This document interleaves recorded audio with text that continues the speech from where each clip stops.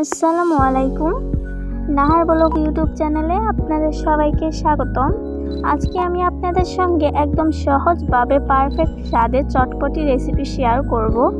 আমার মনে হয় ছোট বড় সবাই চটপটি খেতে অনেক বেশি ভালোবাসে, আর সেটা যদি হয় ঘরে তৈরি একদম স্বাস্থ্যকরভাবে, তাহলে তো আর কোনো কথাই নেই। তাই একদম সহজভাবে রেসিপিটি শেয়ার করলাম। আশা করছি আপনাদের কাছে খুবই ভালো লাগবে, খুবই সহজ লাগবে। তাই আর কথা না বাড়িয়ে আমি রেসিপিতে চলে যাচ্ছি।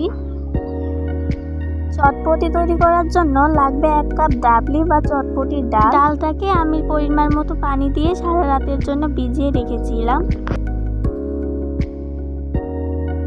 ডালটাকে এভাবে ভিজিয়ে রাখলে ফুলে ডাবল হয়ে যাবে, আর সিদ্ধ হতে খুব বেশি একটা সময় লাগবে না।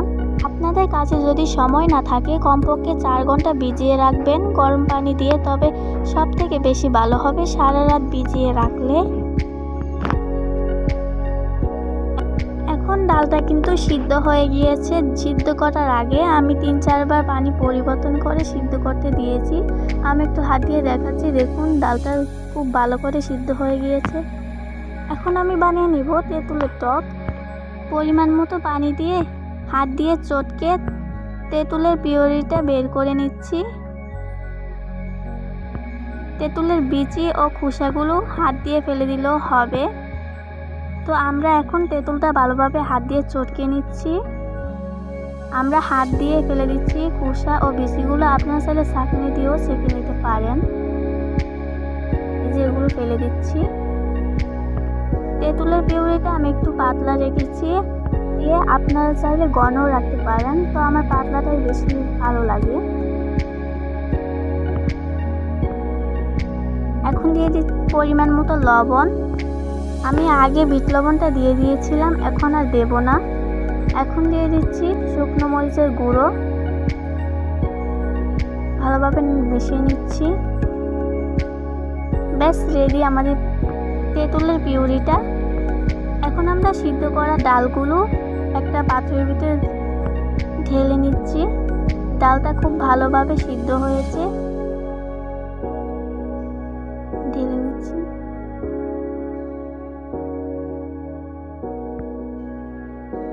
এখন দিয়ে দিচ্ছি 2 চা চামচ চটপটি মশলা।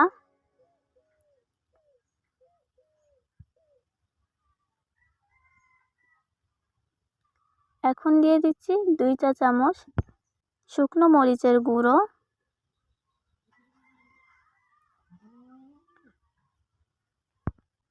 এখন আমরা দিয়ে দিচ্ছি পেঁয়াজ কুচি। আমি এটা পরিমাণটা বলছি না, কারণ আপনারা বাড়িয়েও দিতে পারেন, কমিয়েও দিতে পারেন। এখন দিয়ে দিচ্ছি টমেটো কুচি কুচি করে কেটে নিয়েছি। এখন দিয়ে দিচ্ছি কাঁচামরিচ, আপনারা আপনাদের ঝাল অনুযায়ী দিবেন। এখন দিয়ে দিচ্ছি ধনিয়া পাতাটা, ধনিয়া পাতা তো অবশ্যই দেওয়া লাগে। এখন দিয়ে দিচ্ছি শসা কুচি কুচি করে কেটে নিয়েছি। এখন দিয়ে দিচ্ছি সিদ্ধ ডিম, আমি কেটে নিয়েছিলাম। সব শেষে দিয়ে দিচ্ছি তেঁতুল টকটা। আপনারা আপনাদের টক অনুযায়ী বাড়িয়ে কমিয়ে দিবেন। এখন আমরা দিয়ে দিচ্ছি তেঁতুলের পিউরিটা। এখন ভালোভাবে মিক্স করে নিচ্ছি।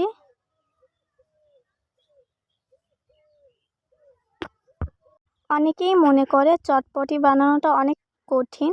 আপনারাই তো দেখলেন, ডাবলিটা সিদ্ধ করার পরে বেশি কিছু দেওয়া লাগে না। আশা করছি আমার ভিডিওটি আপনাদের সবার অনেক বেশি ভালো লাগবে।